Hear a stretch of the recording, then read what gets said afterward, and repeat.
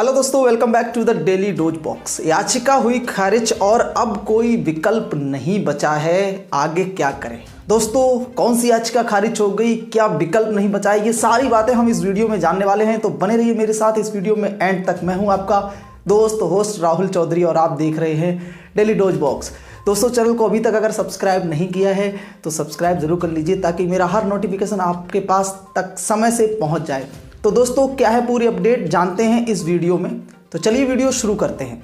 दोस्तों, ये बात है 68,500 शिक्षक भर्ती की, जिसमें एक अभ्यर्थी था वो शामिल हुआ था और उस अभ्यर्थी को नंबर मिले थे। जब पहले रिजल्ट आया था तो 61 नंबर मिले थे इसको, और उसके बाद जब पुनः निरीक्षण हुआ तब उसके नंबर पुनः निरीक्षण में 66 हो गए। दोस्तों, इतने सालों के बाद जब अंतिम परिणाम जारी हुआ 2018 में, उसके बाद से लेकर अब तक उसने इस मामले को चैलेंज नहीं किया। और 2 साल के बाद जब उसने अन्य 2 प्रश्नों को चैलेंज किया, यानी कि उसको 1 नंबर चाहिए था। जैसा कि आपको पता है कि सुप्रीम कोर्ट का एक आदेश है कि जो न्यायालय होता है वो विषय विशेषज्ञ नहीं होता, वो नंबर नहीं दे सकता, वो जांच नहीं कर सकता। ऐसे में उसी आदेश का हवाला देकर इलाहाबाद हाई कोर्ट ने उनकी याचिका को खारिज कर दिया कि आपने 2 साल तक क्या किया।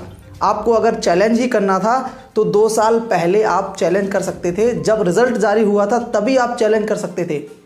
बात ये थी कि उस अभ्यर्थी के पहले 61 नंबर थे, उसके बाद 66 नंबर हो गए और फिर उसके बाद उसे 1 नंबर चाहिए था। 1 नंबर से उसका रिजल्ट रुक रहा था, वो कट ऑफ में नहीं आ पा रहा था। जैसा कि आपको पता है, वहाँ पर 60 नंबर और 67 नंबर की कट ऑफ थी।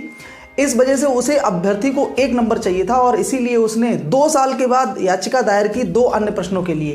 तो माननीय न्यायालय ने ये कहकर उनकी याचिका खारिज कर दी कि 2 साल के बाद आपको आपत्ति करने का कोई अधिकार नहीं है। अगर आपको आपत्ति करनी थी तो आप जैसे ही रिजल्ट जारी हुआ था वैसे ही आप ये कर सकते थे। दोस्तों, 68,500 शिक्षक भर्ती में अभी तक नियुक्तियां हो रही हैं और जिन लोगों का परिणाम बाद में जारी हुआ उन लोगों को अभी तक नियुक्ति मिल रही है, और जो लोग केस करके आ रहे हैं उनको भी नियुक्तियां मिल रही हैं।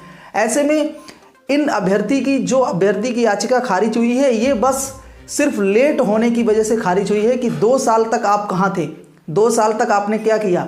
2 साल के बाद आपको याद आई कि आपको एक रिट करनी है और आपको उसको चैलेंज करना है, आपको नंबर चाहिए।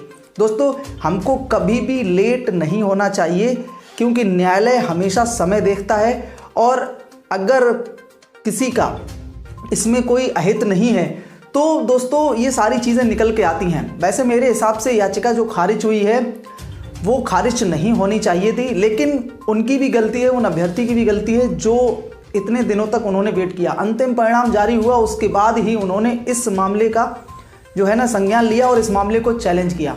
दोस्तों, तो ये सारी अपडेट थी 68,500 शिक्षक भर्ती से संबंधित। ऐसी ही समस्त शिक्षा जगत की अपडेट्स के लिए चैनल को सब्सक्राइब जरूर कर लीजिएगा। मिलेंगे अगले वीडियो में एक नई जानकारी के साथ, तब तक के लिए ख्याल रखिए। जय हिंद, बाय बाय, टेक केयर।